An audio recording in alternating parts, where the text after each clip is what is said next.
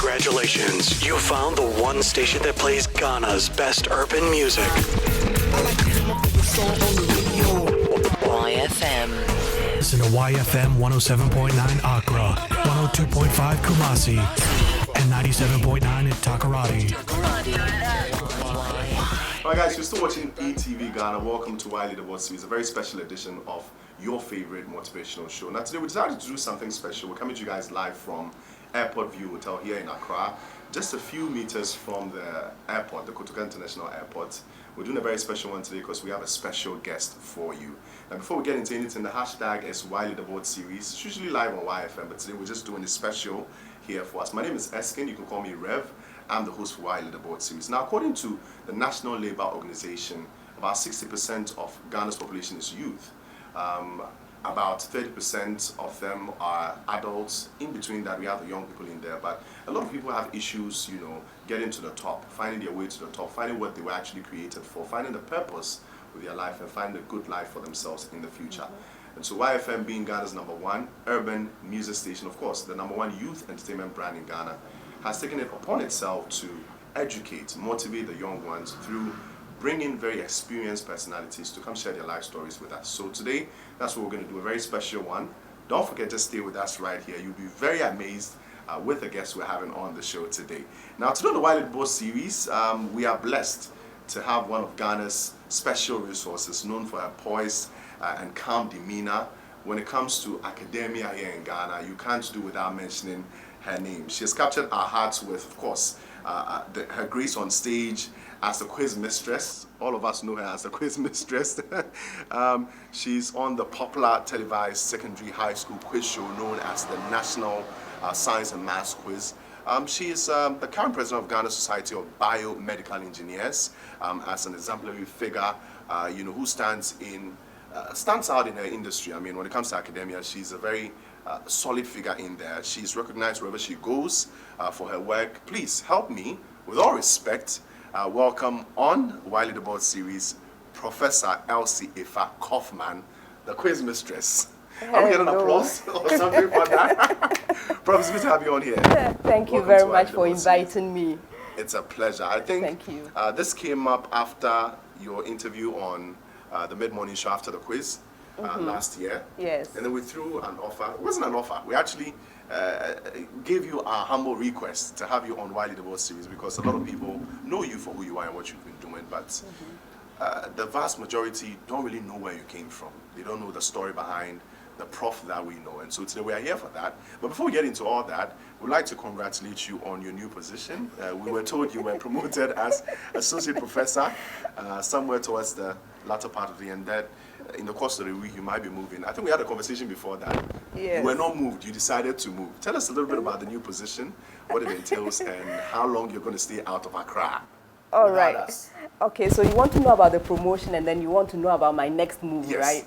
Okay, so I have been promoted to Associate Professor at the University of Ghana, Department of Biomedical Engineering. Great. Yes. And this promotion has been a long time coming. Wow. My last promotion was in 2005.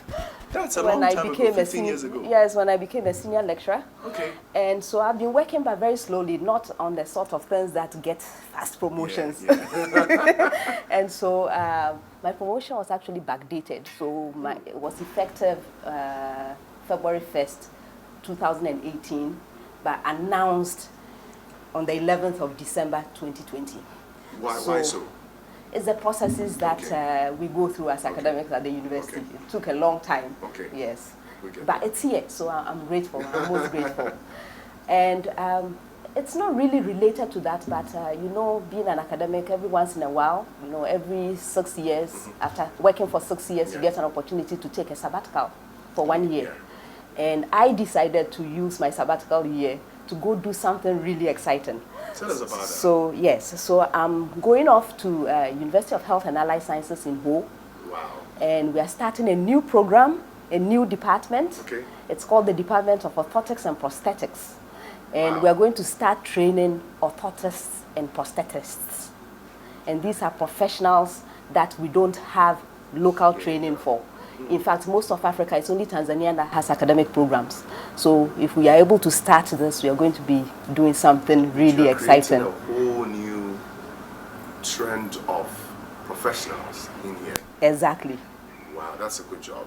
Exactly. We commend you on that. I'm excited, you can tell. Prof comes off as the person that takes on uncharted territories with no fear. Exactly, I'm a pioneer. Yeah, she just wants to start. She's part of the general trendsetters. You know, when you count the great people in the country, there are ones that would want to sit back and watch people do it and do it. She just wants to set the trend, start something special. Anyways, let's go back. You mentioned back dates. Let's backtrack to when you were born. When was the Prof born? Where was she born? And how was growing up like for you? All right. So I was born some 51 years ago at the Kolebu Teaching Hospital. Yes, the maternity ward of the Kolebu Teaching Hospital. That's where my mom had me. Okay. And it's been a good life. I was born to two academics, teachers. And I was the eldest in the family. Wow. Yes. That's a lot of pressure. Sometimes. Sometimes. Sometimes, yes. Wow. Yes. In what particular part of Ghana? In Accra. In Accra, yeah. Yes, in Accra. I was born in Accra. And then my parents being teachers, they moved around quite a bit. Okay. You know, on transfers, various transfers, promotions and transfers. And so I remember my earliest memories were not really in Accra. My earliest memories were from Winneba. Okay. You know, so my parents moved to Winneba.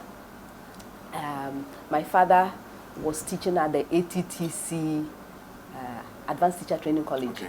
Yes. And so we moved to Winneba. Wow. And that's where I started school. And from there, my father was transferred as assistant headmaster of Ghana Secondary School, Kuforidua.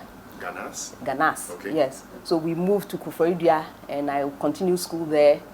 And from there I went to secondary school and they went to Kumasi. My father was headmaster of Tia Ahmadiyya Secondary School. Just around the stadium, the sports stadium? Yes. Okay. I remember the stadium. Did you have any issue moving about with your parents? I mean, you're a young lady, you had your life, you made friends, and then once a while your daddy would be pushed. I'm not sure you were told before, you know, daddy moved, and then you had to just move along with it. Didn't you have any issue with that at any point? Well, I didn't feel attached too much to any particular place. Okay.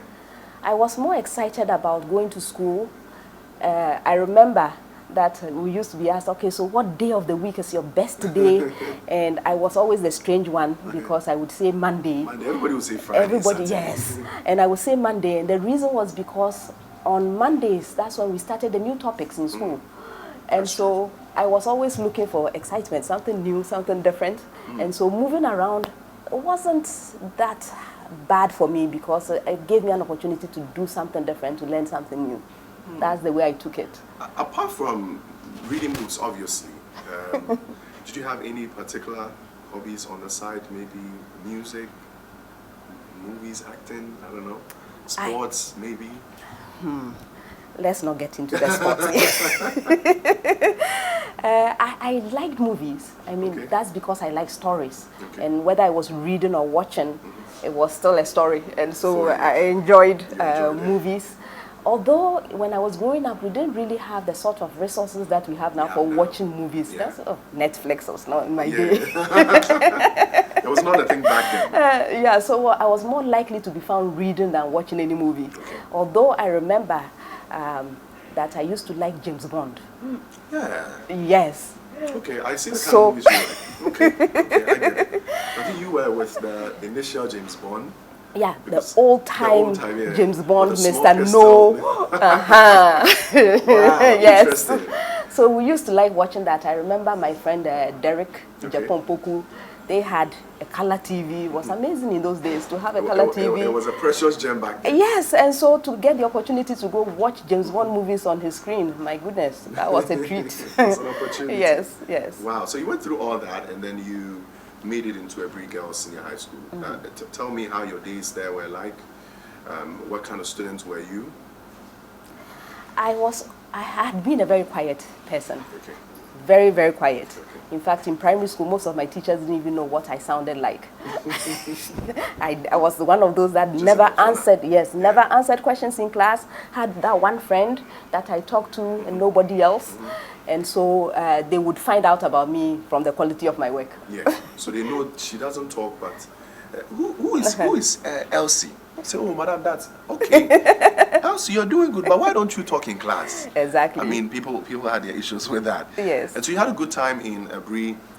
Yes, Abri Girls. I had a good time. I enjoyed my time there, but it was not an easy life. It wasn't an You easy know, life. those were the days where we had issues with water, and whenever it was dry season, finding water was a very difficult thing. I think it was uphill, right?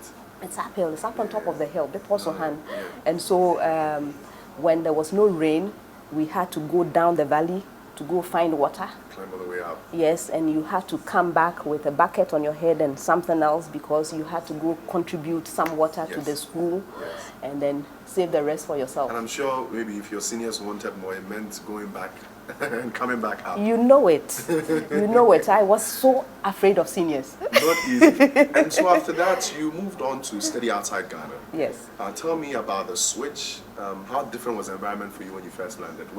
It was in Wales, right? Yes, it was. Okay. I had been recommended by my headmistress Okay. for the scholarship program. We took an exam and some interaction, and I was selected to represent Ghana The Brilla. at the United World College of the Atlantic in the UK, in Wales. When I got there, there was one Ghanaian. Okay. There was one other Ghanaian, Christian Yes, who was my second year. You know, there were 2 years. Okay. And so he was my senior. But everybody else was from a different place. In fact, there were 68 countries represented when I got there.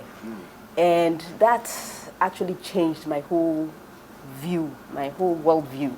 That experience, that 2-year experience was something that... Sorry to catch you. Was that your first experience outside Ghana? Yes. Before I got that scholarship, I didn't even have a passport. Oh, wow. And there was no plan to go anywhere. I spoke to Dr. Kofi Amoah, Citizen Kofi, a while back, and he mentioned that back then, I think it was within that same time frame, getting scholarships, getting endorsement from the scholarship department, even getting visas were not an easy task. Did you go through the same experience?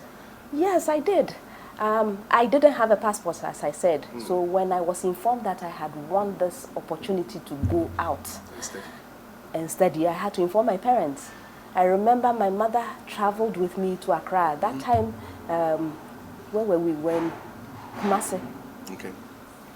Yes, we were in Kumasi at the time. So traveled with me to Accra to go to the passport office to go and get a passport. Kumasi didn't have a passport office at that time? Not that I'm aware of, but I remember we came to Accra to look for this passport, and then we had to apply for visa at the British High Commission. Yes. And it was my first time any of these experiences. I had no idea what you were the just whole doing thing. your thing. It seemed like a dream, you know. I woke up from that dream the night I got to the school, and suddenly I came to the realization that I was in a different place altogether. This was going to be my new life for the next 2 years, Wow. and I better shape up. I'm sure the weather was different as well. It was different, yes. I remember this school is an amazing place. So the first few weeks is some kind of orientation, and they make us go through all kinds of experiences. Okay. I mean, I had never been in a canoe. I had to go canoeing. Wow. We did a hike, 20-kilometer hike. Is it? Yes. I had never done anything like that. People were wearing T-shirts and shorts. I was in a winter coat. Okay. You're from the other side, so yeah, things have to be different. Yes. Wow. Camping, outdoors, climbing cliffs. And we did all of this, and after which we had to select our service to community. You know, this school introduced us to service. I mean, service was a very important part of it. In the end, I chose some really mild service activities. What did you choose? Visits to hospitals. Yeah, so I was visiting hospitals, interacting with patients, mental health. Okay. Yes, it was a mental health hospital in South Glamorgan. And then also spending time with older and elderly people. So I had a young lady I used to visit once a week, and I would help her with her house chores, and then we would sit down to nice cups of tea. I still like tea up to today.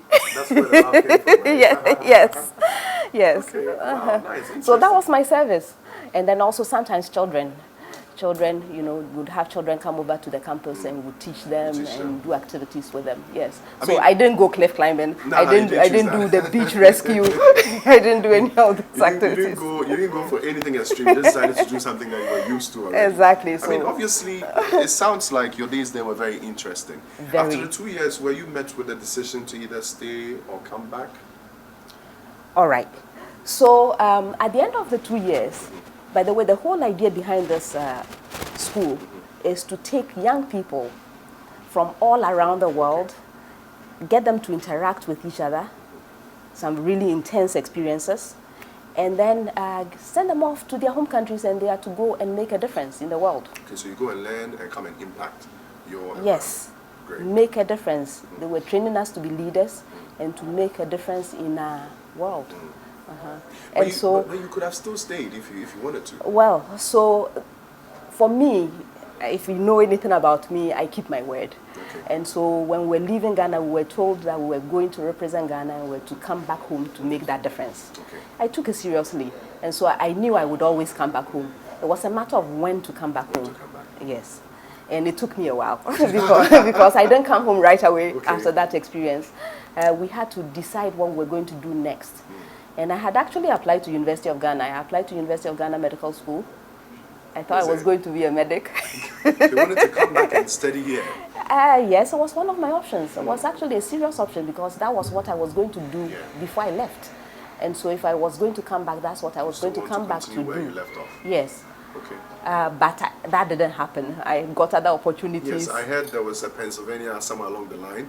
So you moved from Europe, you moved from the United Kingdom and then straight to the United States of America. Yes. Did you come to Ghana first? Actually, after my first year, Okay. as part of my scholarship, they gave me an opportunity to come spend Christmas at home. Wow. So I came home. I came home for a vacation and then went back. I went back to school and then went and did my international baccalaureate, and then from there I didn't come back, but went straight to the United States Yes, of America. yes. Wow. Were all these a part of the general plan you had a few years before, or I mean, you would say what we would describe as a turnout of, you know, surprises, or let's say unexpected, you know, situations along the line, things you never planned for, Yes. but fell in line. Yes. How could this have been planned? I told you I didn't even have a passport, so it was obviously not planned. Wow. And yet, when I look on my life, all the activities that I had been doing, all the things I had been going through were preparation to help me succeed. You know, so at every stage, if I learn my lessons well, I take the lessons with me to the next stage. And I'm better prepared because I have had those lessons that came ahead. You see. Wow. Without the experiences at Ebru Girls, surviving You all wouldn't kinds of have- harsh situations, how would I have survived Wills? Wouldn't have been easy for you. How would I have been able to move on to the US and been able to do what I mentioned did? something I want us to talk about before we come back to days in America. You wanted to be a medic. Yes. That was a plan while growing up. Yes, because that's the plan for most students who do well in school in Ghana, right? Even now. Yes. Even now, although some of us are trying to give opportunity to others to see that there are other paths possible beyond medical school. Yes, but it's still the prevalent thing. If you're a good science student, well, if you're a good student, you become a science student, and if you're a good science student, you must go to medical school. Is that not what we do around here? That's actually true. And then if you fall back a little bit, pardon my words, but they would want to shift you to either, okay, go and be a lawyer. I mean, you can read. You can't really solve the math, so go be a lawyer. You just went through that. But I mean, I think this was your destiny. That's why things worked for you. Because I believe if it's not a part of what you were meant to do, the challenges will be so heavy. I don't see people tap out. The situations pull them out. I mean, that's how I feel. Okay. Anyways, let's go back to your days in Pennsylvania, in America. You had experienced Abroche before. You had been to the United Kingdom. This was a totally different environment.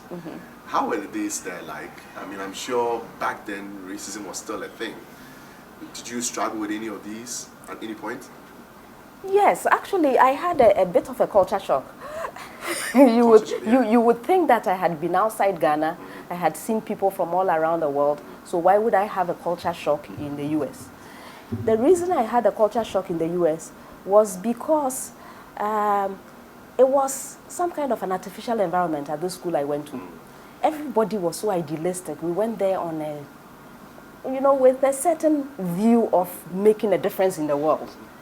In the U.S., these were people who were living their lives. I mean, I went to a really good university, University of Pennsylvania. Yes. Many of the students there were privileged.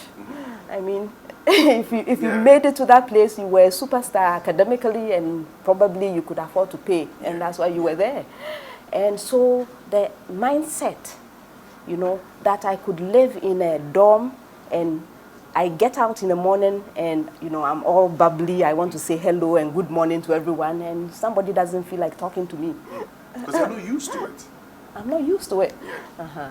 So it was a bit of a culture shock. But I had actually been prepared a little bit because I was invited on a program before school proper started. Okay.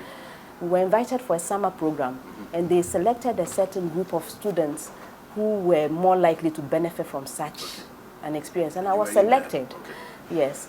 And this group of people were people from, some of them from America, but from remote areas in America, so they were not used to the big city life, And I did make a friend, and I even went to her house. Okay.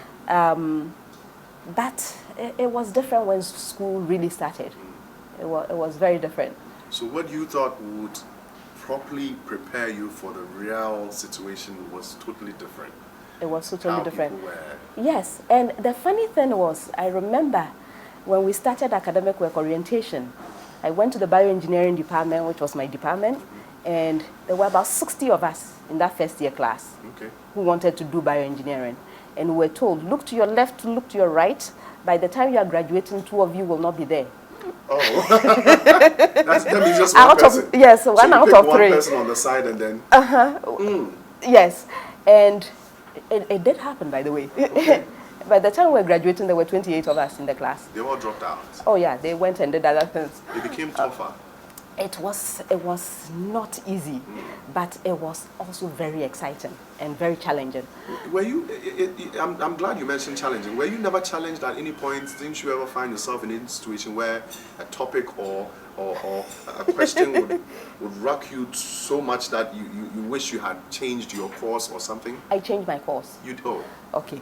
So when I got there, I was in the bioengineering class, but then we were told that there was flexibility. You could do whatever you wanted. And me, thinking that I could do everything and anything, decided to do a double major. Oh. So I went for my bioengineering, and then I added chemical engineering. So you were going to graduate with two degrees. Yes. And you regretted? I regretted it. I was not sleeping. The assignments were coming left and right. There was no time for sleep because there was no way I could not handle it. I simply couldn't handle it. And that had never happened to me before, academics, and I was struggling. I couldn't get around the assignments. I remember going to the academic advisor and crying and telling them, I'm sorry, I think, no, I'm going to stay with, they probably knew, you see.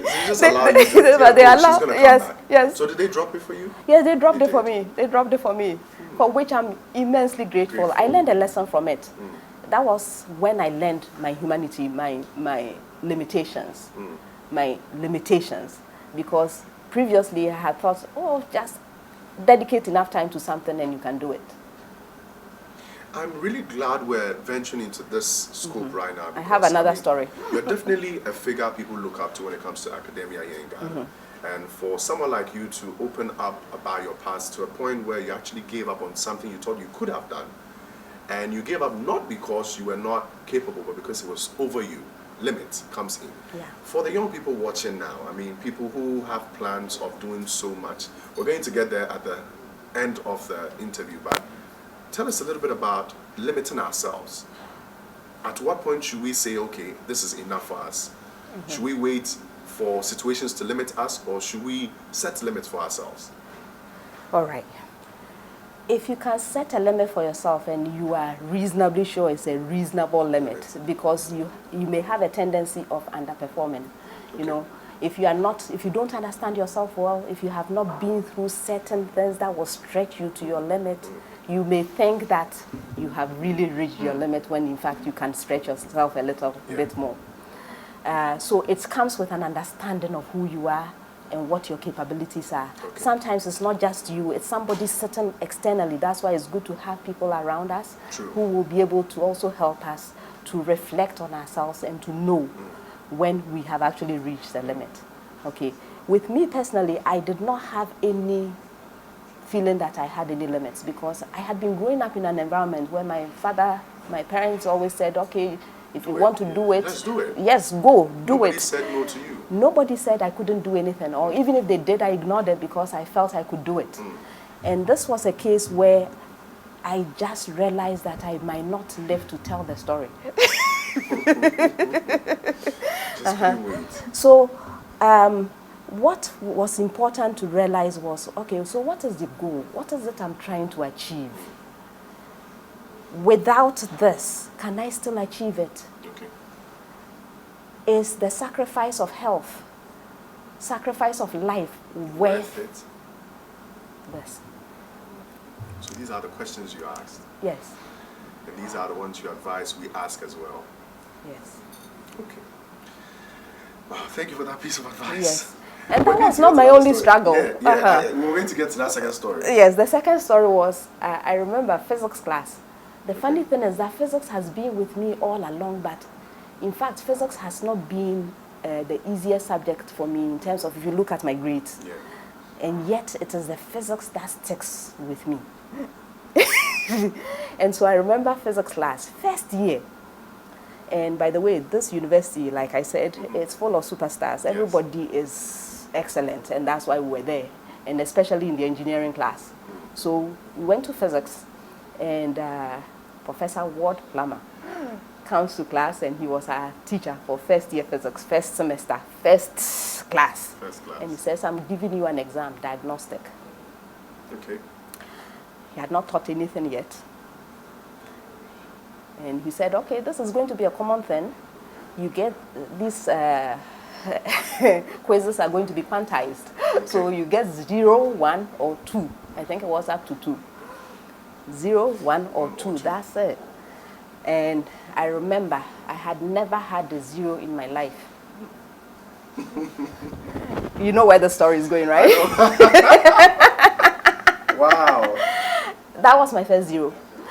And I looked at that paper and I said, how? How? I don't get it. This is not me.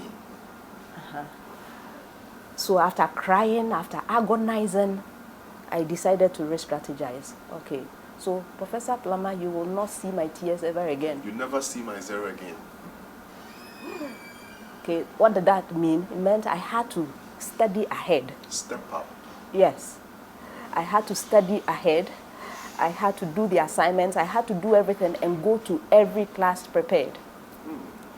Knowing that there might be something up there. Not that there might be, there will be. Okay, okay. Wow. Yes. And so the prof has had a 0 before. I have. It's normal. I have. It's normal to have a 0. But I mean, how you pick up is what's important, right? Exactly. Or how you strategize. Yeah. Okay. So in my classes now, I tell my students, sometimes we overwhelm you with assignments. Don't think that we lecturers don't know what we are doing. Sometimes you have so many other assignments. Make a strategic decision. I am going to get a 0 on this one. It's fine. It is a plan. But I'm going to get 100 next time because this is my target. I did this at some point in time in my years in uni. So I was doing economics, politics. I also did a combined major. All right. And so somewhere around the 3rd year, there was this particular one in economics, which was like the Goliath, the macroeconomics too. And so we get there and I analyze the semester. I know, hey, I'm working as well, so if I focus 100% on this, I might end up losing that one and would have to do a referral. So what I did was, I was very good with geography. I can literally read the entire thing in a week or even less. So I went to the department and asked them. I mean, I had heard about doing free courses, but I never knew how real it was. So I went in, picked 2 geography, courses for that semester. Did it, had BB in there, and I did awfully bad in the economics, and it balanced. It was fine. But it meant going an extra mile, because I had to read 2 extra things on the side, which were not a part of mine, but it still cushioned me enough for the semester. So I perfectly relate, and I know people watching us will relate as well. Let's talk a little bit more about your family, family life. People know Prof, want to know how Prof's family is like. We're told you have 3 beautiful kids. How do you combine managing a home, a family? 3 beautiful children who might come with their troubles and their nice parts. How do you combine them, and then academics and all this that you have on your shoulder? Yes, it's not easy at all. And by the way, the children don't come with manuals. They don't. So it's like muddling your way through and making sure that you get each of them what they need when they need it. And also getting them to cooperate with you. See, my children understand me very well. They know when I'm going to be, they know that if they really need me, I will drop everything for them.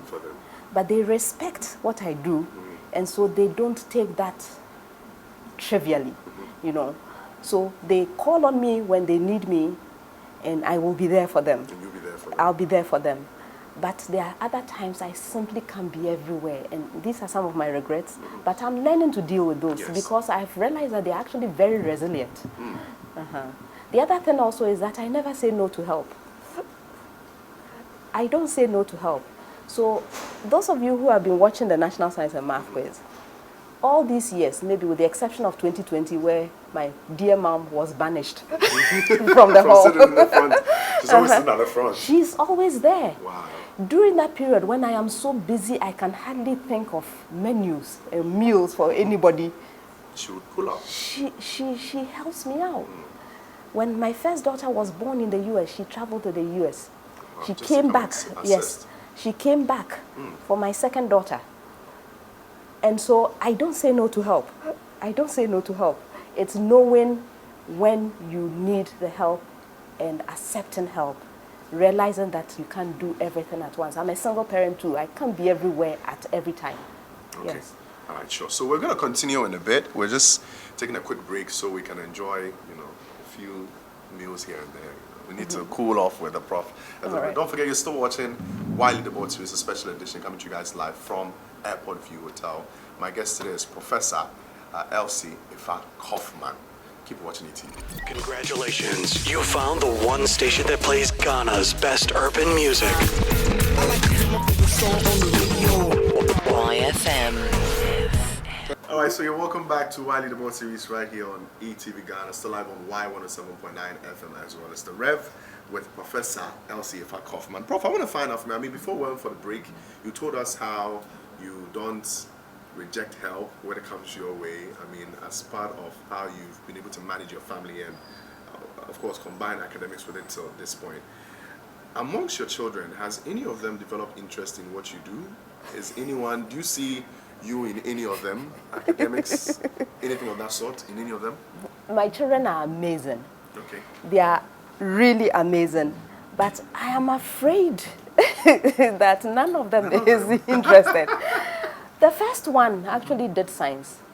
Oh, great. She was best graduating science student at Ebru Girls her year. Mommy's record. And yet, she just graduated, by the way, 2020 from University of Pennsylvania as well. Oh, great. Mommy's university. She wanted nothing to do with engineering.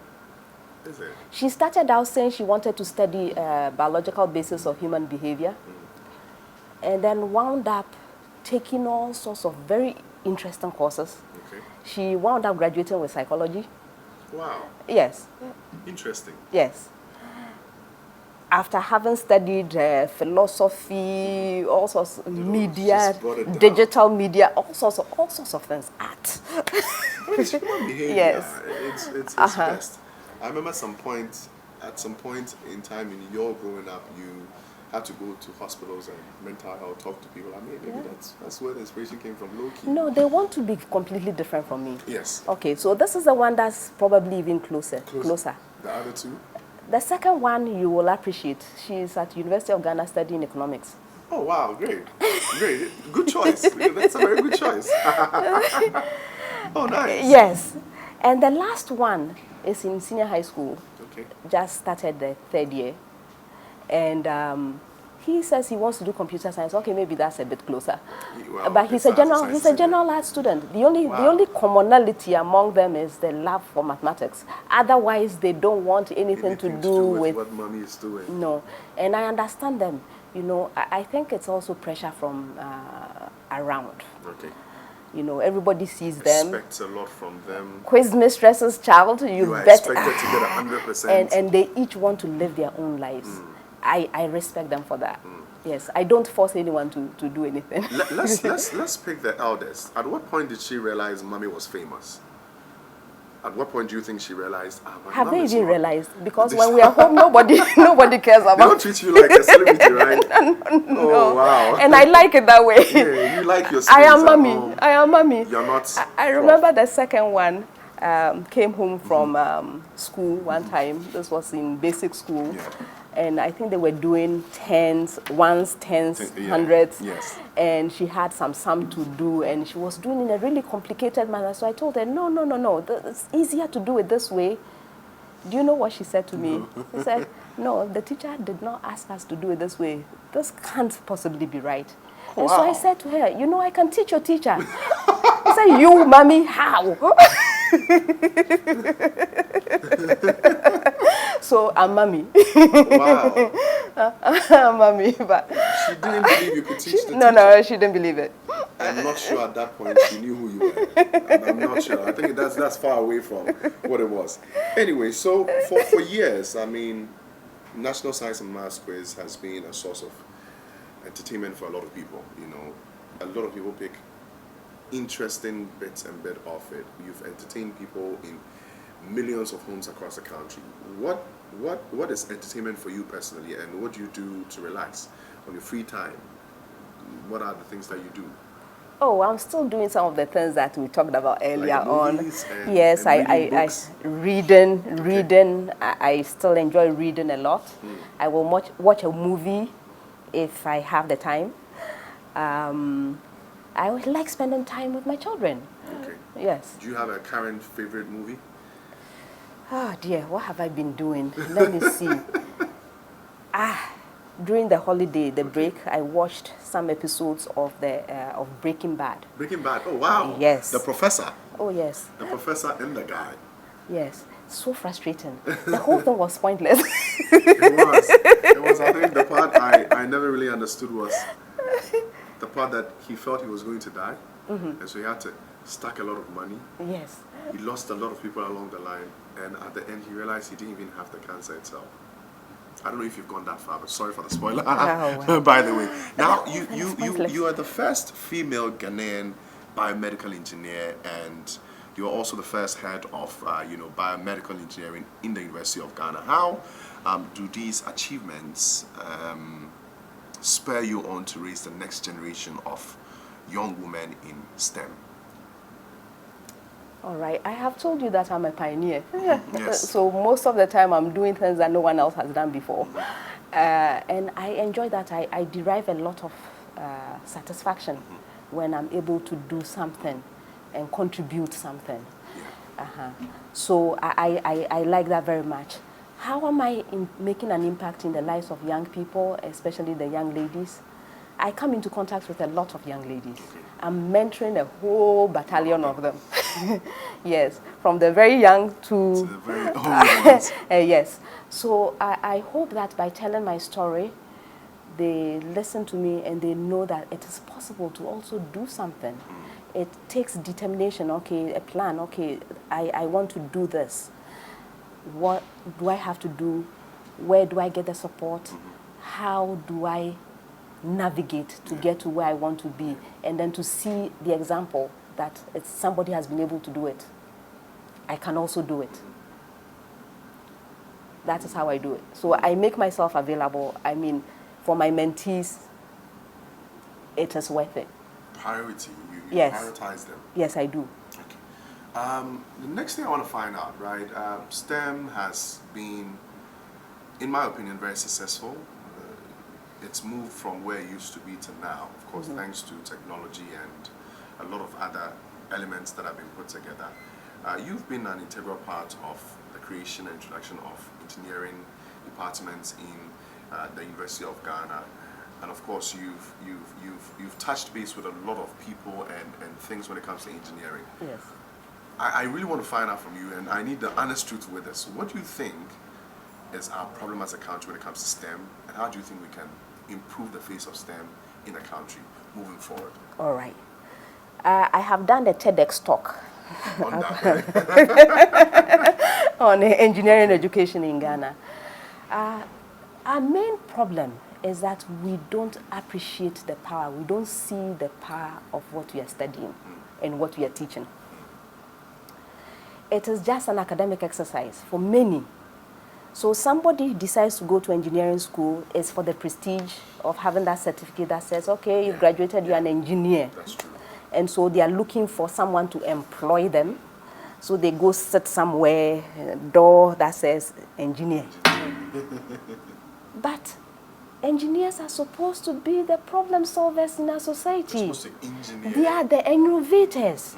So when you have that position based on your certificate and you cannot solve any problem, what does it say? If you are an educator and you are training engineering students and you know very well that they cannot solve any problem because your method of teaching does not encourage them to first even find a problem, because you are constantly giving them topic and turning them into technicians, people who cannot think and produce solutions to real problems, do you feel comfortable? Do we have that conscience? When we start engineering schools and we don't really feel seriously about it because we don't provide the resources that are necessary or the right motivation, because people will work to a reward system. Yes. Right? So, for example, some of us, we sacrifice. If I spend so many hours preparing for one course just to give the kind of training that I'm talking about, Yes. and that is not where the reward is. See how long it took me to get promoted. I could have spent the time And the writing. real rewards are Yes, not felt. yes. I could have spent the time writing journal papers because that would have been faster. Do we seriously mean to harness the power of what we are doing? And so I believe if we don't find the power in what we're doing, we will definitely not invest what we are supposed to invest in. Of course not. It's business as usual. Yes, business as usual. It comes, goes, pay comes, reward goes, we're done. Yeah. Since we've brought this up, I also want to find out one thing. I mean, you touched on it earlier. The fact that we live in a society where the academically inclined are streamlined into STEM. Okay, so you're a brilliant student. Primary, you top class. GHS, you top class. Senior high school, do science. After that, okay, get into this and that.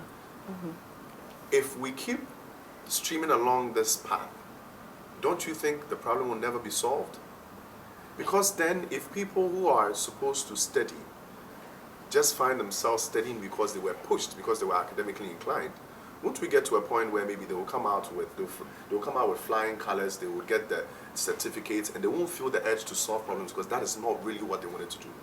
Won't we get to that point? Very much so, and it's one of the things I talk about regularly. There are some, okay, so how do you even decide that someone is academically good? Well, based on the curriculum, passing exams. Passing exams. So, and what sort of exams do they get? Is it exams that involve problem solving? No. No. So you will self-select. You will continue to self-select the ones who are capable. If your idea of a good student is the one who can reproduce, as a teacher, the one who can reproduce what you said in class, you will select those as your top students and continue pushing them, and they are not going to be doing anything differently for you. So, okay, there are some students, regardless of how badly you abuse them, they will stop turning out. They will stop turning out right. But a vast majority, once, and I've already mentioned that people work to a reward system. So they know that to be in the top class, they study us. Yes. They study us. You know, these students study us. They know which of the professors are going to be giving you the memorization. You know, let me do this for this lecture and then do this for the other lecture. Exactly. So if your exams, which is what you are using as your reward for doing certain activities, continues to be along a certain line, you will select such people, and the people you are rewarding are not being trained to do what we value. So do we value problem solving? In that case, why don't we change our system to reward those who are capable of solving the problems, not those who have been able to go through a system that did not check that?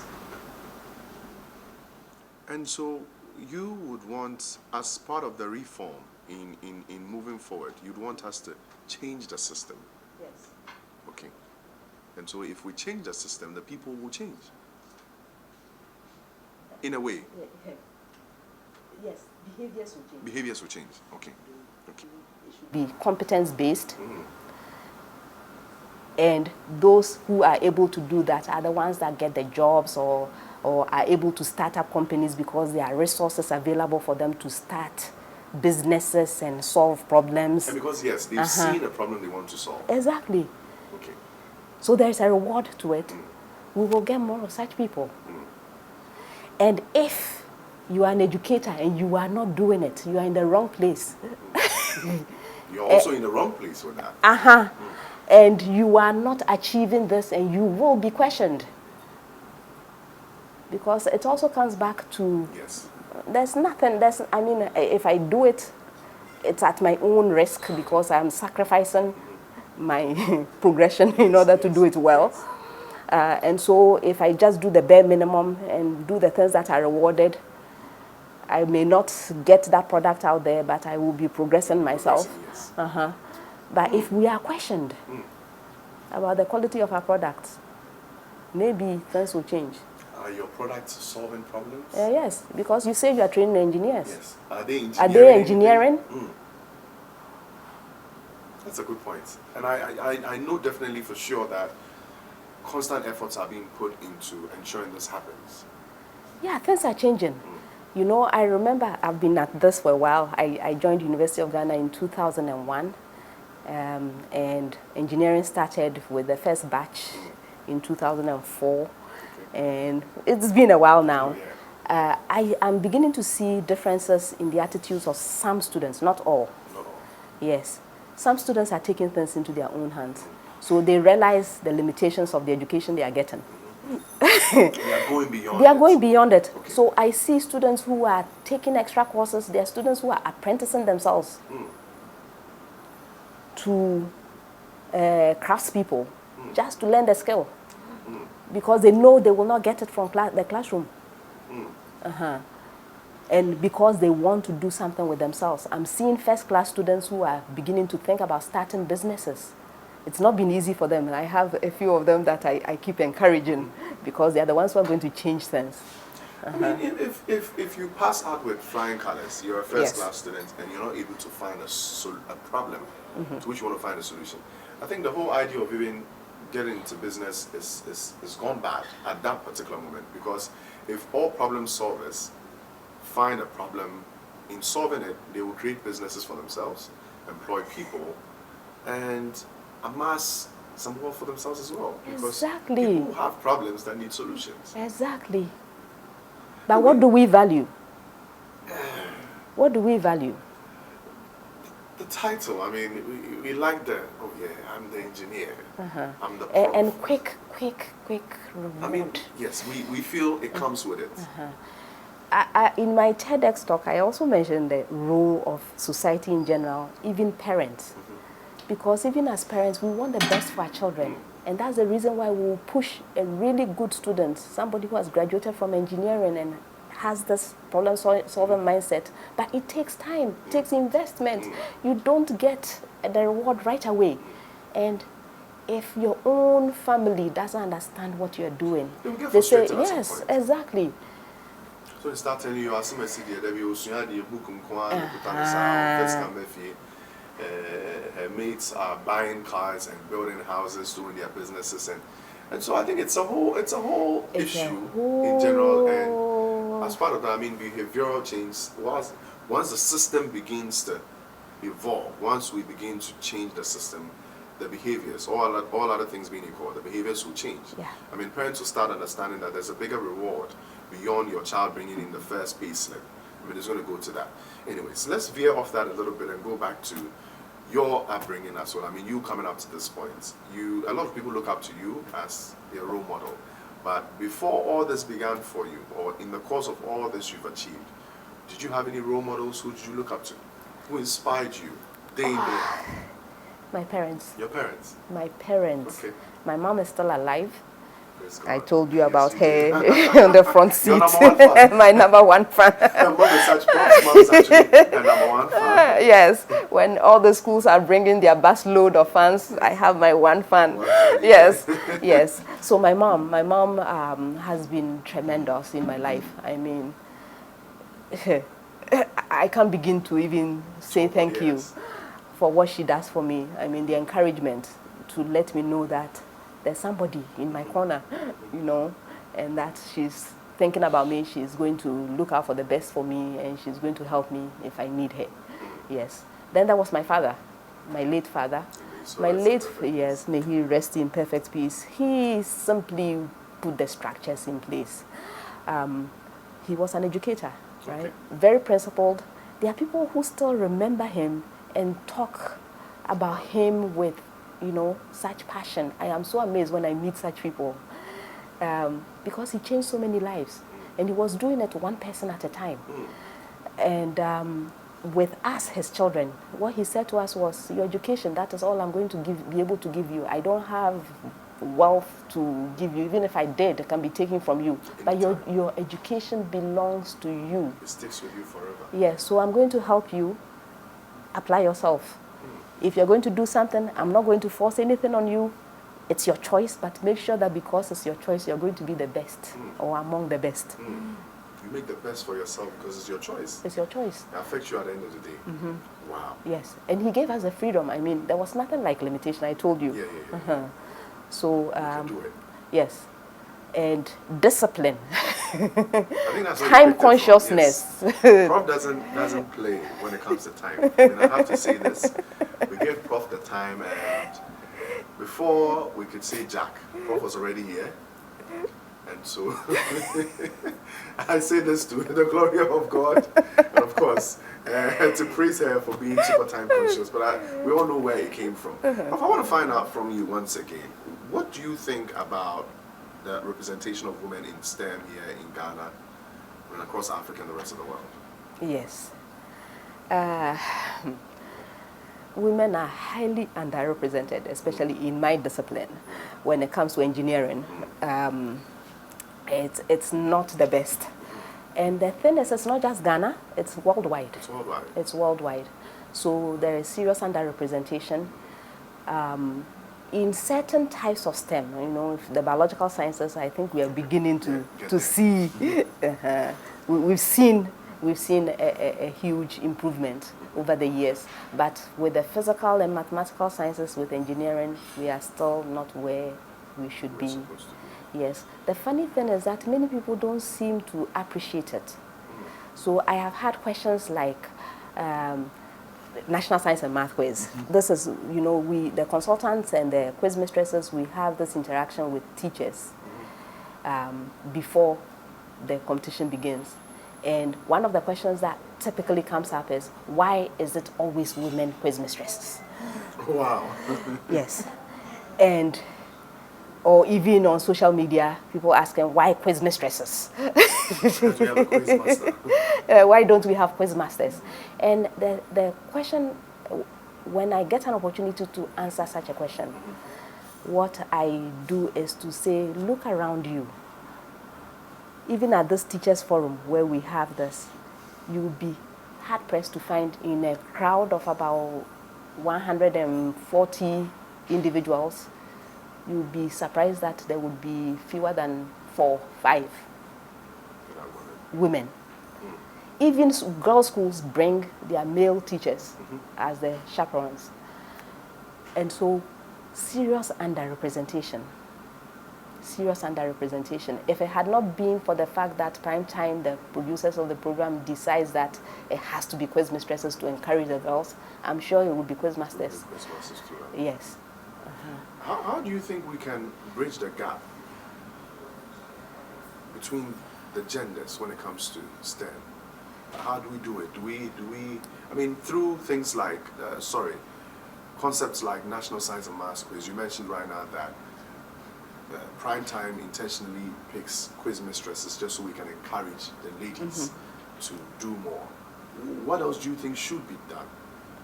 Grassroots level, middle stage, how we can bridge the gap, change the situation? Okay.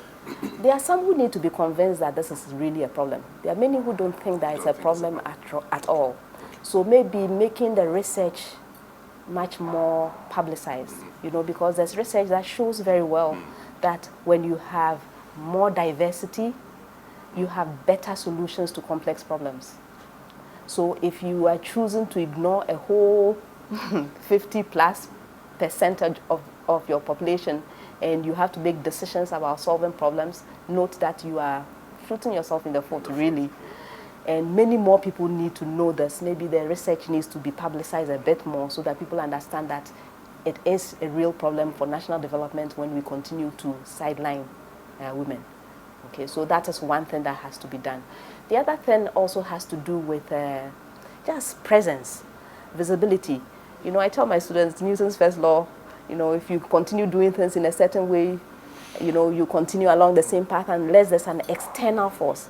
In the case of the National Science and Math Quiz, this choice to have quiz mistresses is that external force. There's an external force that is changing the path. So we can have certain interventions.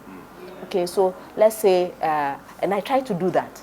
You see that when I have the mixed schools that bring the young ladies, I commend the school in the introduction. I try to encourage, the schools to put their young ladies out. They may not be... they may not be the best, but at least they should taste a little bit of it. Representation alone representation alone, just for others to see that it is possible, right? And then I attended Kumasi Anglican. Sorry to cut you. Okay. And you've seen Kumasi Anglican students come through for the longest time, and it's a mixed school, by the way. I know my mom taught there. Yes, we barely have ladies being represented in our umbrella squad. I mean, I say this, my school people will come at me, but I think it's all part of the conscious efforts. If we need to change the system, we need to start from that level. Make it a point because I know the students are picked from when we get in, freshman years. You pick them from level 100, you groom them to the point where they're able to take on other schools. So that when you put a woman in there, or you put ladies in there, ladies who are equally capable, you groom them. Same advice you give to this. You give them maybe extra because they don't feel like they're actually a part of it. Exactly. And then we shall get there. I think it goes back to this, even our homes in particular, our education system, government level, everywhere. Yes. So a teacher in class that says, okay, the boys, if you don't do well, in a certain subject, physics, math, shame on you. The girls, oh, it's okay, don't worry. There should be coaching on there. Wow. Yes, but these are part of our consciousness. Sometimes it's not something explicit, but because that is what we truly believe. It's a part of our thinking, and it comes out. So having role models as well. Having role models. Maybe the more you see, then the more you feel like it's possible. Yes, I think that's why visibility matters. Yes. When you keep on seeing it, it becomes a part of your brain. Yeah. It becomes a part of your mind. Yeah. I want to find out one thing. I mean, since you've been a part of STEM, we've talked about the issues that are in there. Has it seen any significant changes in the past since you've been a super part of it? Have we seen any major achievements, STEM in Ghana in general? I think so. I started with the attitudes of students. Okay. The ones who are taking things into their own hands. Yes, ma'am. Yes. So there is more of that. And then there are also these social entrepreneurs that are doing a whole lot. I am so proud, and I work with many of them. I don't have any projects of my own, but then I support all kinds. Yes, and I have seen, a lot more of them. Maybe they can work together a little bit more to make better impact. But there's a lot more of those. So I can mention, for example, I'm sure you've heard of Dex Technologies producing the science set. Yes, yes. This is a global brand. I mean, it's not just Ghana. It's not just Ghana. That makes me so proud. That makes me so proud to know that there are Ghanaians, there are people in Ghana who are making this kind of progress. I also work with the Practical Education Network. They have targeted teachers, and they look at the teachers in the lower levels. The idea is if you yourself, you are likely to teach the way you were taught, right? That's true. That's your default. And so if we are saying there's a problem with the way we are teaching now, then we have to find a way of changing it. So they are training teachers to use the simple things around us. Some people, when you say, okay, we need to make STEM more practical, they start thinking of serious equipment, Yes. $20,000 pieces of equipment. It is not necessary. You can use the things around. Make do with what is available. And that's what they are doing. Yes. There's NSB, National Society of Black Engineers. And I tell them they can be so much more powerful than they are because they have their stakeholders from basic school all the way to professionals. Yes. So you have opportunity for a wide range of people interacting with each other through mentorship activities, but they need to organize themselves a little bit better. So I see more and more of these initiatives, right? Ghana Think. People are doing a lot. People are doing a lot, and I am happy. Scientific. I can't mention all. I can't mention all of them, but they are doing wonderful things, and I'm happy that we are beginning to see such activities. And these people call on you for help as well. Yeah, if they call me, I am there. Prof, let's talk about National Science and Maths Quiz. I mean, which year did it start for you? Some of us know, but for the ones that are not very informed about where it all started for you, was it a call that came in? Was it an email? Was it a letter? How did you even get to that position in the first place, the quiz mistress position? All right. So I came to Ghana in 2001. At that time, there was no engineering because I had just been employed to help start engineering at Legon. So I was in the Department of Physics. That was my home department. And I was, I do everything with passion. So I was working really hard, spending all my afternoons in the labs, doing all sorts of things with students. And my head of department at the time, Professor Briefriye, was a physics consultant on the program. But I didn't know that because I didn't watch TV. I didn't even know about this program. You just came to do your job and go. Yes, I was working. And he had seen me, I guess, and he saw what I was capable of, the way I interact with the students and how I take my job very seriously. And so he called me and told me that there is this program that he's part of, and they are looking for a quiz mistress. How would I feel about joining the team? And I had no idea what it was. So, so they invited me to meet up with the quiz mistress at the time, yes, Eureka.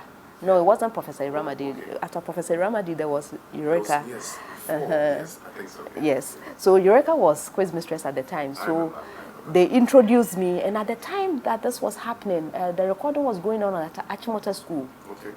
This was 2005. And so she invited me to go see her do the program. And so I went to watch one episode live.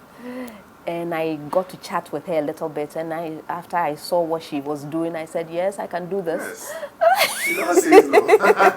Oh, I say no to many things. I pick my activities carefully. Yes. And so I said, yes, I can do it.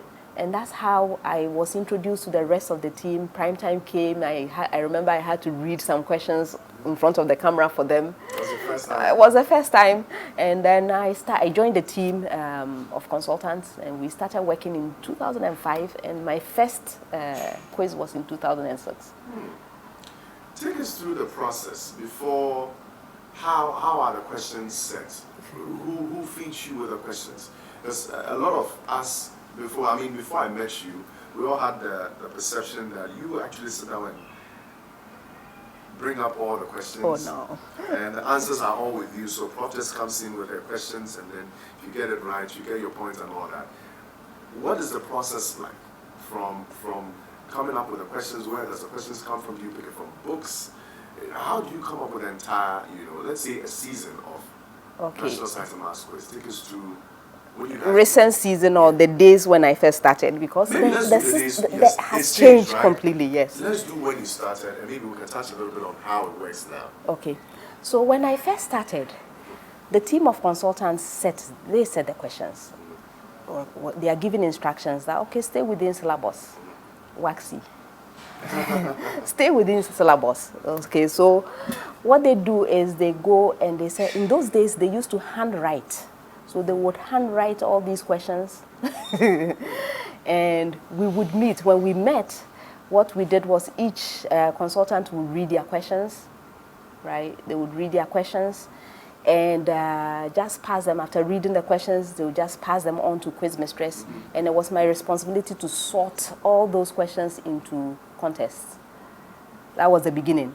Okay. So it meant that even the consultants themselves in those days did not know which question went into which contest. Okay, so they just submitted the question. They just submitted. Whose own would make Yes, it to that was the beginning.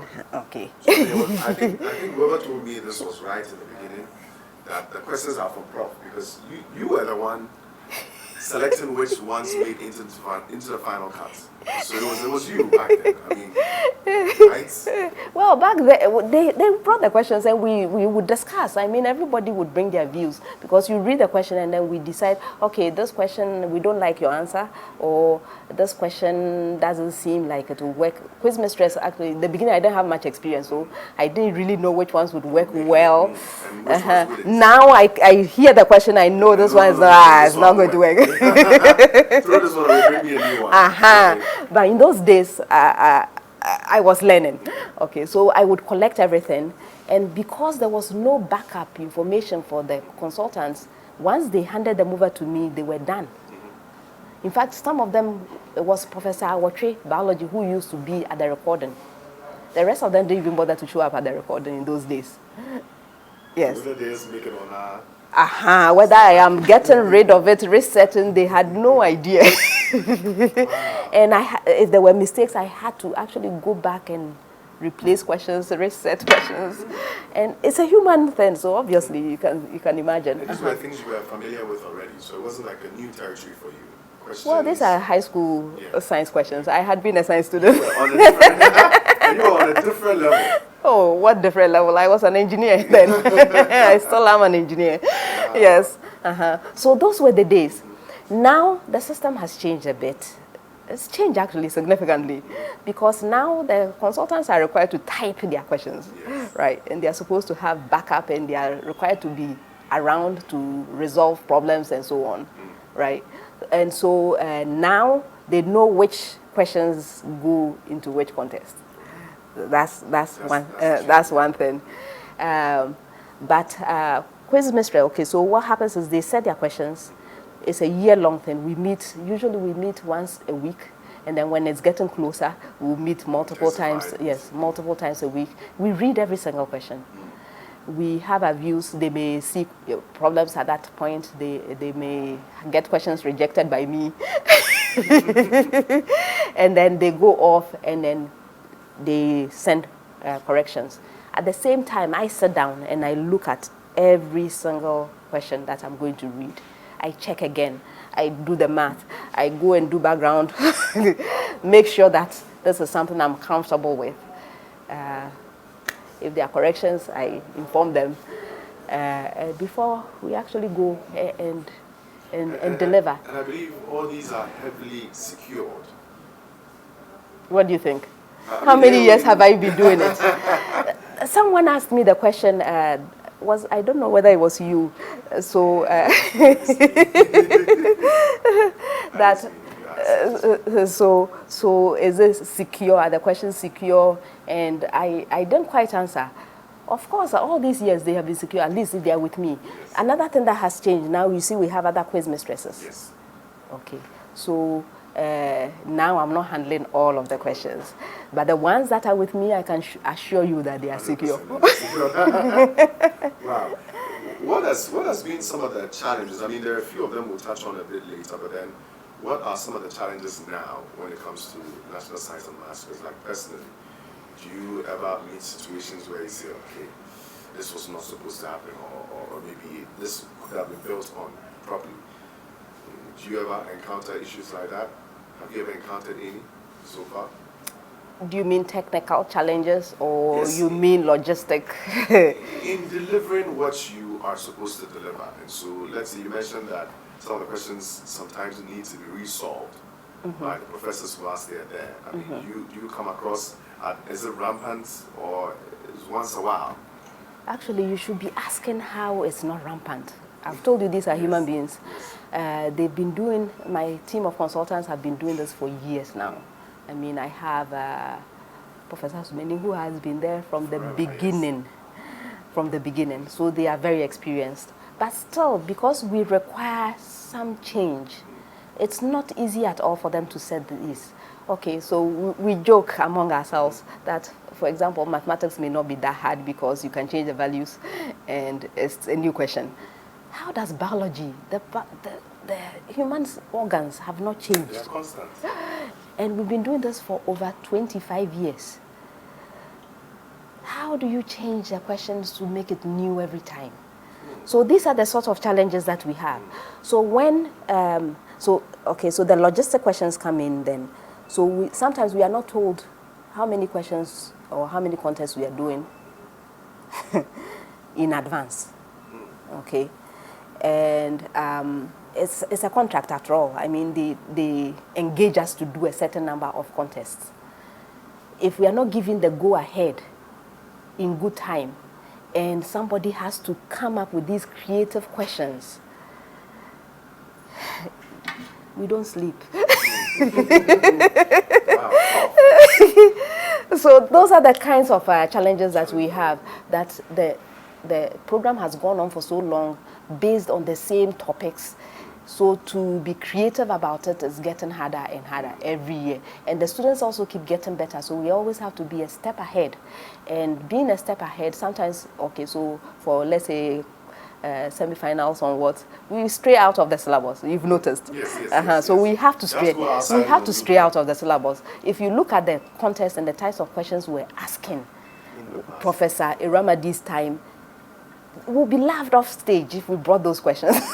Yes, I think we're just evolving. I think, for lack of better words, let's just use that. We're evolving, and I mean, it's a very obvious factor because now social media has done a great job. It's not like it used to be. Back then, let's say if there's a burlesque squad for year 2, the years before, whatever quiz that we had, nobody can actually go back and watch it. It was nowhere. The content was nowhere. But now, thanks to technology and internet, people can actually go back. Yeah, The team can go back and see everything that you have. Some schools have all competitions. Yes.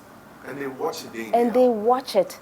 And so how I don't know. I think the question should be, how do you guys do it? dedication. I told you we don't sleep. We don't sleep. So I don't need to reveal everything. But we sit down, I look at the questions. For example, the final is usually my, I pay special, yes, I am hell for consultants because I reject. Because yes, because it's supposed to be a masterpiece. And the challenges are different. In fact, the most technical contests are the semifinals. The 3 semifinals are the most technical. For the final, it has to have some appeal to our audience. And so it has to, we cannot bring all those technical things that nobody relates to. So I remember I had to reject certain riddles, I had to reject certain things. Did you enjoy the riddles in the last final? I did. I really did. I was at Legon. I think right after I got off air, I went there with the team from YFM. And I must say, I really enjoyed it. Yes, I because really did enjoy it. these are things that, our audience should be able to get. One thing I must commend you and, of course, the team Primetime is the fact, growing up, it was science and maths. Some of us never really liked math. And so it was like an island on its own. In the beginning, that's what I thought. Until I started doing economics, I'm like, okay. When you start seeing it as a part of your life, your understanding about it is different. Yes. And so it was sort of like a thing I wouldn't really pay attention to. But now it's super interesting. You guys have a lot of new sponsors on board. You have prized contests in there. There are a lot of things, the social media frenzy around it, the conversations around National Science and Maths, even before we start, has made it extra interesting and appealing to every single person. And so you don't have to be a math or science inclined person to really love it. And you mentioned the riddles part. It's something you can relate to. There are times we actually sit home and then when a question comes, we try to solve it before we even try to do it. 2 years ago, you remember the problem of the day, was it 2 years or 3 years ago? How do you solve a word problem? That was the problem of the day. I remember. Very controversial one, I must say. It's a controversial, really. And I believe you were the one that came up with it. I'm sure you rejected a lot and said, you know what, all these can be done, so let's ask this question. I'm sure you did it, Prof. For the record, just accepting it here. No, I'm not saying anything. You're not saying anything? Prof just plead. Right now, I just pleaded the fifth. I'm not saying anything. Anyways, now, what would you describe as your most memorable moment on National Science and Maths so far? Which of the quizzes did you enjoy most? One that you still remember and wish you could relive? I don't have those kinds. I don't have those kinds of sentiments. It's amazing. Some people hold grudges for years, thinking that I intentionally or I did something to. But the funny thing is, once I'm done with the contest, I'm done. You're done. I usually don't even remember the details unless I go back and watch myself. So it's really hard for me to say this particular contest. I am more likely to remember questions. Okay. That's the experience itself, because once you're doing it, I don't know if I'm right, you just want to deliver. It's not about how you feel about it, right? My objective when I get on stage is to bring every single question to life. Okay. And so you most likely remember the particular question. So I remember the questions. I may remember the answers if the answers are really good. Okay. Yes, so I remember the answers, I remember the questions. I usually don't remember individuals. I don't remember. You never remember the faces? Oh, I do, because someone like Mr. Michael Obin and his "It is finished." How do you forget that? It is finished. Wow. Okay, all right. So I would remember things like that, but I don't usually remember the details of a contest. So some contestants would, come and misbehave one contest. They come the next time and they are trying to apologize to me during the during the interaction, and I don't remember. I simply don't, because I let it go. It's not part of my. It's better for me that way. I don't remember scores. That's why I have a book every year. I have a book. I keep because I need to do reports. I keep the scores in there. I don't remember. I'll finish a contest. I don't remember the scores. Do you ever have experiences where, you touched on the fact that people hold grudges against you? You go to church, or you go to the saloon, and people have their parents moving to you to ask, why didn't you help them? You get that, right? All the time. All the time? Yes. How do you deal with them? Oh. Do you just smile it off? Yes, like I smile. You always do? I smile. And the smiling professor? I smile, and sometimes I try to calm people down, You are so upset. 5 years ago, at a program, I met a gentleman that said, I'm still angry with you. Five years ago, this is what. And I said, you know what? You are getting all worked up. You are raising your blood pressure. Meanwhile, I don't even remember. I don't remember this you're talking about. So just relax. It's all right. Wow. Prof, let's talk about COVID-19. Yes. I'm sure, well, it affected all of us. Personally, did it change your life? Any plans you had for last year that were affected by COVID-19? Yes. Surprisingly, 2020 was a very productive year for me in spite of everything. Oh, really? It was one of the most productive years for me. But plans were changed. Plans were changed. I had 2 activities I was really looking forward to. I was looking forward to going to the graduation of my daughter in the US. Didn't happen.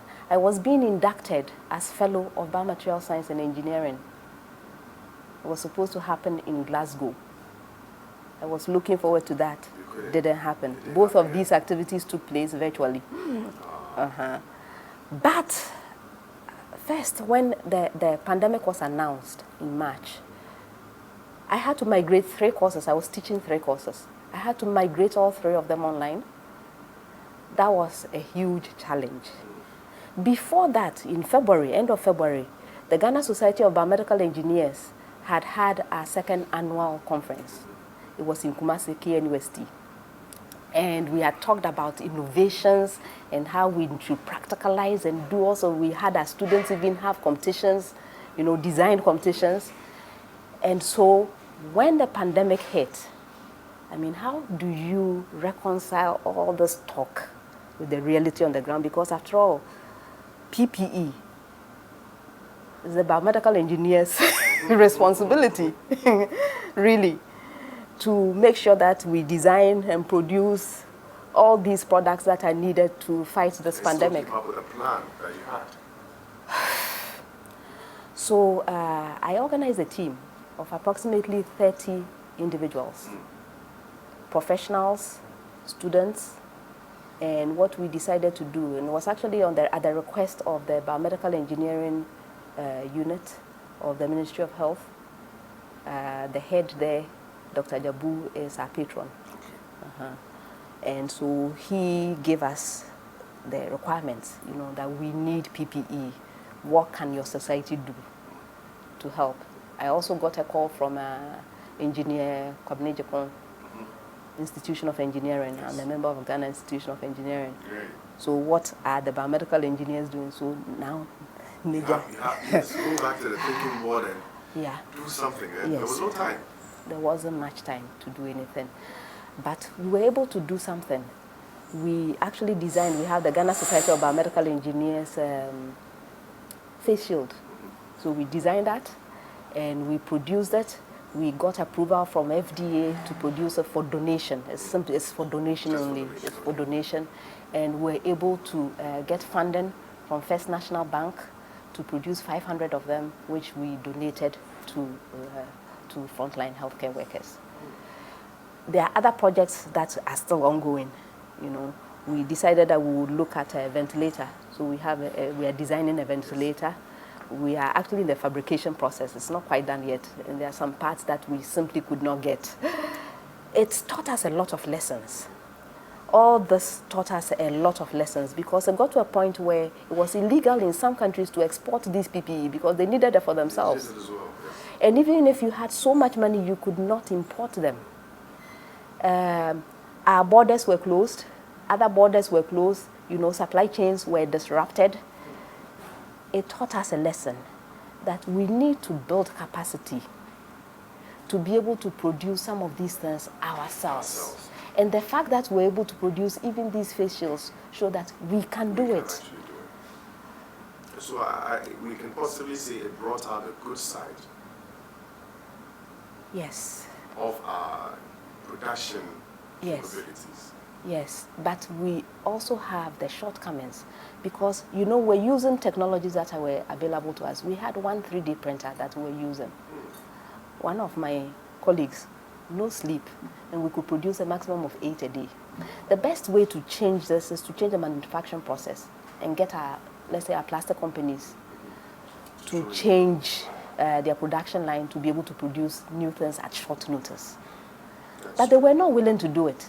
And I understand perfectly, because what happened when our borders were closed, suddenly you saw, importation of substandard and other types of face shields everywhere.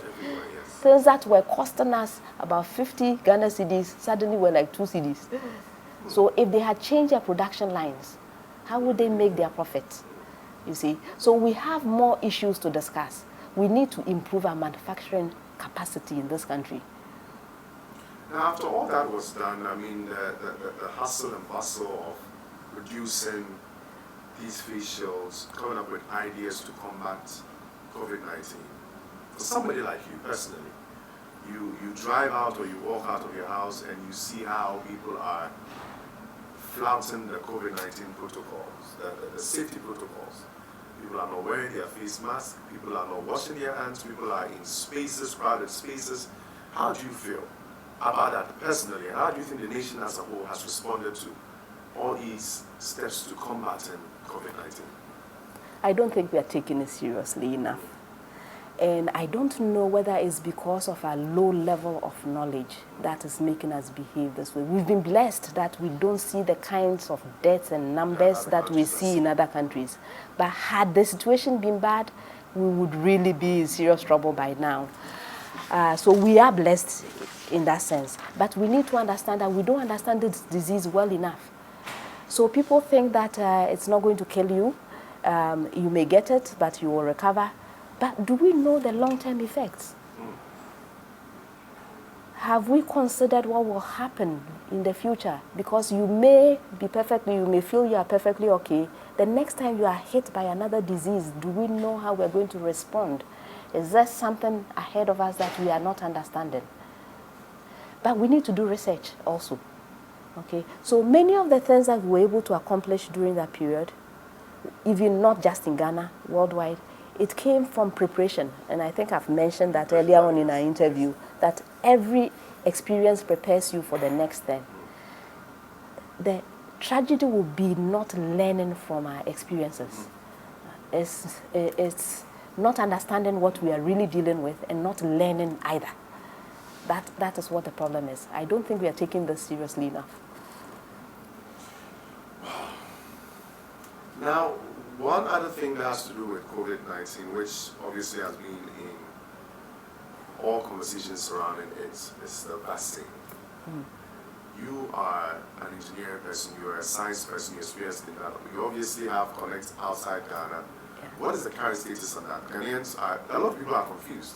Do we really have a vaccine?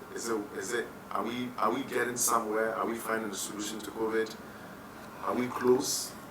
Or we might have to live with this forever? Well, the good thing is that this is a global challenge, right? So it's a pandemic.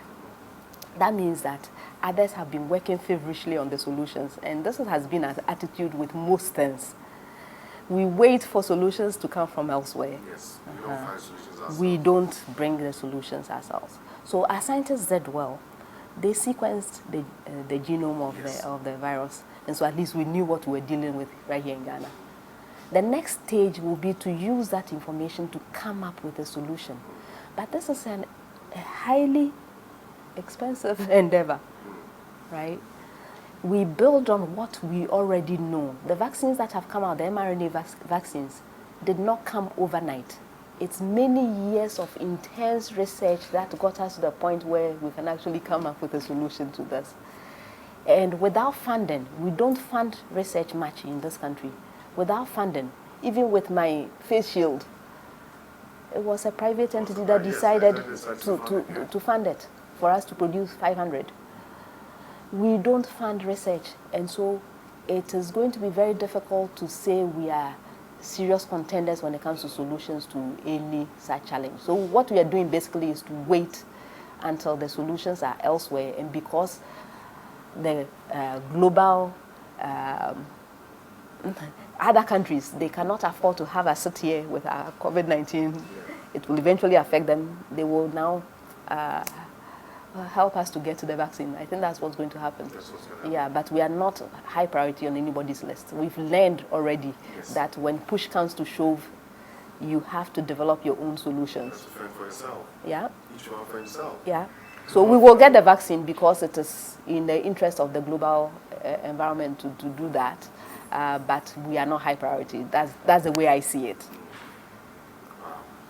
Anyways, one thing I also want to find out from you, with all this that you've experienced, your years in academics, the different experiences that you've had as a professor, National Science and Maths quiz, if you have the opportunity to relive, okay, in the next life, would you still pick this career path? Would you want to relive? Would you want to come back as Professor Elsie Effah Kaufmann? Or you'd want a different experience? I've had a really good life. I'll need to sit down to see how much more I can do if I had a second lifetime. Right now, I've been basing my projections, my vision, and my goals on one lifetime. you just want to solve this one for now? The experience has been this one. And so it's been this experience, and I have been. Oh, I've had a good life. I've had a good life. I still have a few more things I'm doing, right? Yes, but this lifetime has been a good one. I don't know. I should probably try a different life. If I get an opportunity to come back. By the way, it's one of the questions I ask my students. You know, when I start talking to them and I tell them about the need to make impact, I talk about our limitations, and one of the limitations is lifespan. Okay, so you have one life, make the best of it. Okay, and then I ask them, do you believe in reincarnation? And then some would say, okay, sure, I do. And I tell them, you know, if you believe in reincarnation, you may come back as an ant, not. After all your experience, all the things Prof experienced and achieved, and Prof comes back as an ant. And I just pray that if we do come back as ants, we don't remember who we were in the previous life. Yeah, that would be very frustrating. We'll be frustrated. Yes, that would be really frustrating. You'll be watching National Science and Maths quiz and you'll be telling your fellows, hey, in the other life, I was a quiz mistress. And they won't believe you. You know, I had pictures. You know, I had pictures, but I mean, I lost all of them when I was leaving. Yeah, so we make the best of the life that we've been given. Yeah, make the best, make sure that we achieve all the things that we set out to. In your journey as a quiz mistress on National Science and Maths quiz, there was a moment where the entire nation had a conversation around an experience you have had, an unpleasant experience you have had. First thing I want to find out is, did it really happen? Was your bag really stolen? Take us through that day. I never wish to let you relive that bad moment, but what was running through your mind when it happened? Did you find the bag? You want to know everything about the bag? Yes, I want to hear from you. All right. All right. So, much like everything else in my life, by the way, I'm over it. I've let it go, but I have kept the lessons. Okay. What had been happening was, by the way, it was the first time that we had moved off of our normal venue for the competition. It was the first time we went to the National Theatre. And we should have known that things like this could happen because it didn't start at the National Theatre. From the quarterfinals, the place had been mobbed. The venue had been mobbed. A lot of people coming in, doors had been broken. Yes. And I had even been stranded on stage several times, which I complained about, because they would finish the program and leave me to my devices to get out of there to go get ready for the next contest. And I would be there for minutes, you know, a long time trying to get out of the place. No help, nothing from the organizers at the time. So we should have known that something might happen like that. But we had been comfortable, you know, we had been complacent that every year everything everything was fine. So I basically did what I do every time. I went to do the competition. My last responsibility every year is to hand over the trophy to the winning school. That's my last responsibility, after which I may stand up there and do some photos and then go pick my things and then leave. So it was the same thing, you know, while the speeches and other things were going on after the competition, I packed all my things into my bag. I put the bag under my desk, and I was getting ready to go hand over the trophy. When it was time to do so, I got up, took the trophy, went, handed over, and did the photo thing. And actually, on the way back to my seat to go pick my bag, a reporter stopped me, started interviewing me. So I remember, yes, I remember telling him, please be patient, let me go get my things, and I'll be back. Right? By this time, they had allowed everybody on stage. Anybody that wanted to be on that stage was up there already. So I got back to my seat, I looked under the desk, and there was no bag. That was it. So I started searching, please, have you seen my bag? Have you seen? And I remember later on I found out they were reporters who were reporting that it was a pink bag. Was it a pink bag? No, it was not a pink bag. My classmates were shocked. We had platforms like, you with a pink bag? How? Never. So it was obviously a wrong report. No, it was a black leather bag. I had been using it for years. This is a bag I liked so much because I travel with it. It's very convenient. It has compartments for my computer.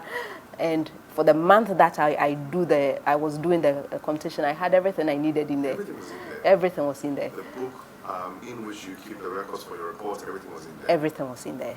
What other things were in there? Your laptop? No, I didn't take my laptop.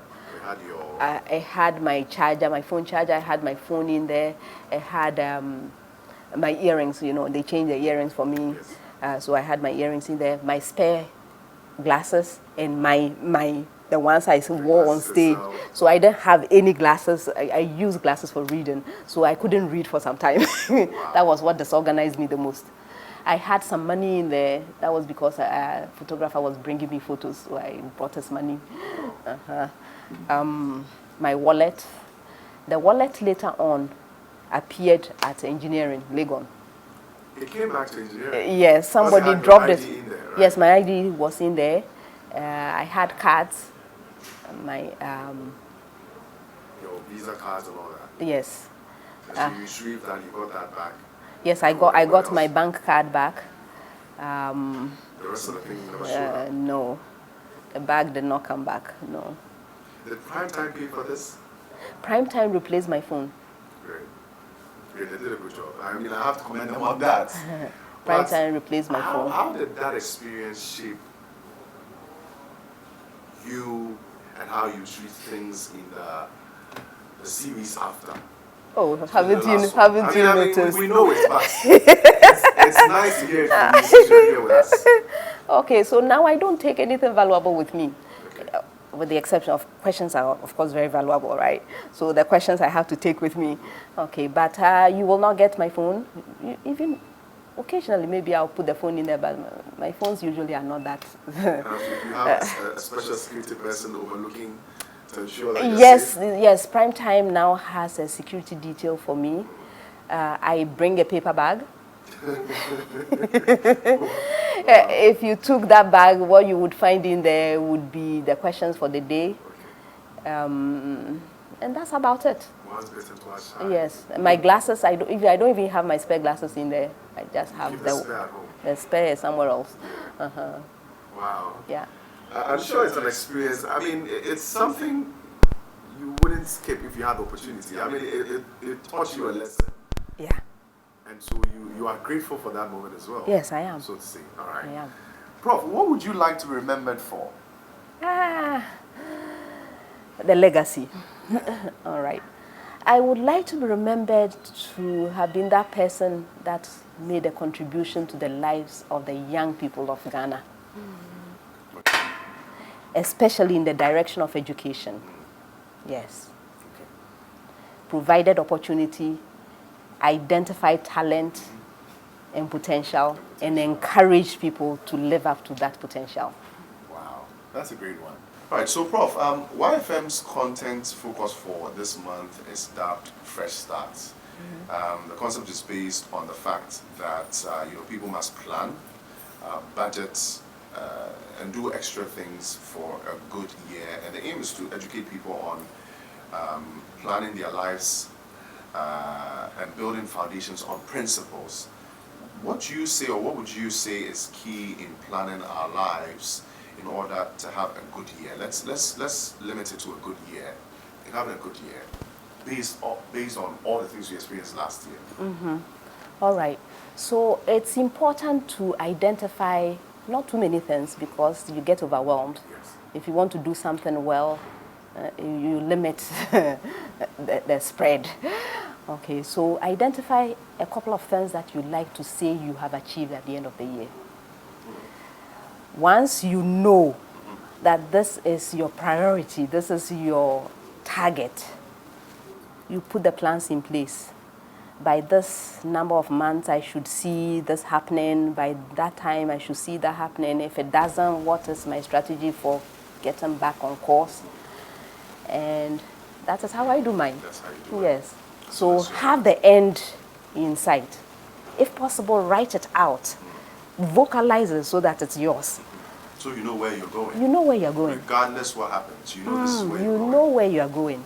All right, thank you for that.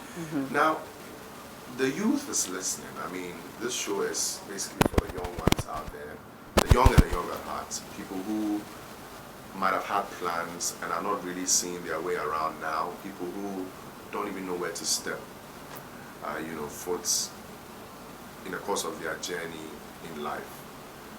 What advice would you give to the youth out there, especially ladies, young ladies in particular, the ones who are trying to discover themselves, chart their own path, the ones who are trying to make it like you did? What piece of advice do you have for them? Okay, it's not easy. So don't beat up too much on yourself if you are not seeing the progress that you thought you would have made already. Think about the life you have ahead of you and see it as a valuable commodity, to be alive, to be able to make a plan and to be able to make a difference. Okay. Next thing is, I encourage this very much. Find somebody you can look up to. By the way, it's not everyone that should be speaking into your life. It's not everyone that should be speaking into your life. But make a conscious effort to identify somebody, someone that can give you some advice. Sometimes it's just the advice. Sometimes it's just encouragement that you may need. It's not always about financials. There are some people who, if you have not given me money, you have not helped me. No, that's not what I'm talking about. I'm talking about people who may be able to at least help you reflect on who you are. Because without a true understanding of who you are, it's very, very difficult to make progress. Okay, so get mentorship. Find someone that can talk to you about you. Someone that can encourage you. Small baby steps. And we'll get there. Yes. Prof, thank you so much for spending time with us on Wiley the Boss series. I mean, it's been an awesome ride. I enjoyed every moment. I was telling her a moment ago that it becomes an issue for the guests when I am enjoying it. See, when I am enjoying it, we won't finish. I still have some more questions, but because of time, we'll have to wrap up with this. I want to talk about my new project. Yes, Prof, let's put that in.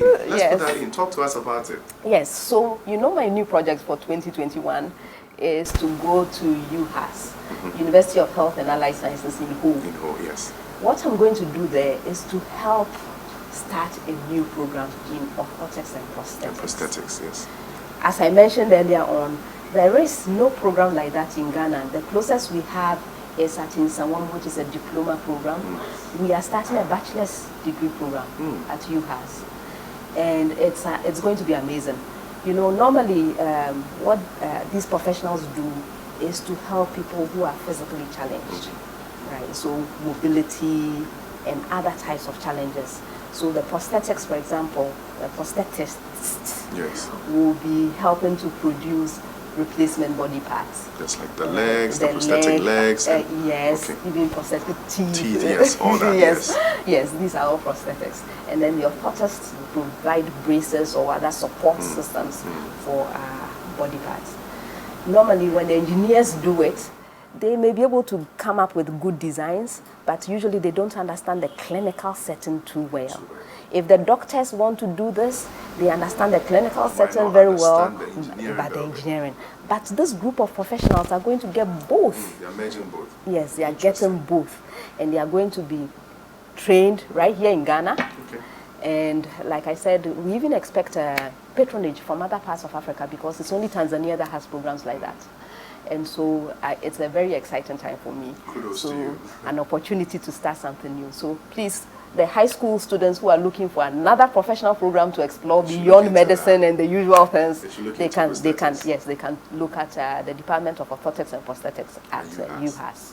Great. Yes. Well, thank you so much. I mean, more power to your elbow.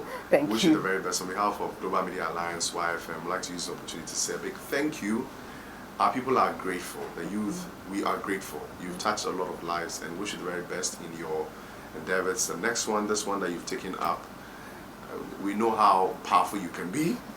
I know it's going to go well. I'm looking forward to seeing you a year from today to sit back right here. Maybe we might change the location, though. We might go upstairs or something to sit and then talk about it. But I have one last request before we go. Yes. We did it last time.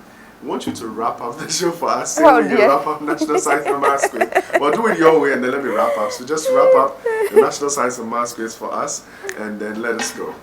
All right, it's been a pleasure having all of you. I wish everyone a very happy 2021. Let's go out there and change our world. Bye. Thank you guys so much for watching my Leaderboard series. My name, as always, is Rev. Big shouts going out to the production team, the crew from ETV Ghana, our production team from YFM. My show is Mid-Morning Radio Show. It's on weekdays, 9 a.m. to 12 noon. Make sure you catch us Wednesdays, 10 a.m. is for Wiley the Board series. My guest today has been Professor Elsie Effah Kaufmann. Thank you so much for watching us. Have a wonderful time and enjoy the rest of your evening. You found the one station that plays Ghana's best urban music.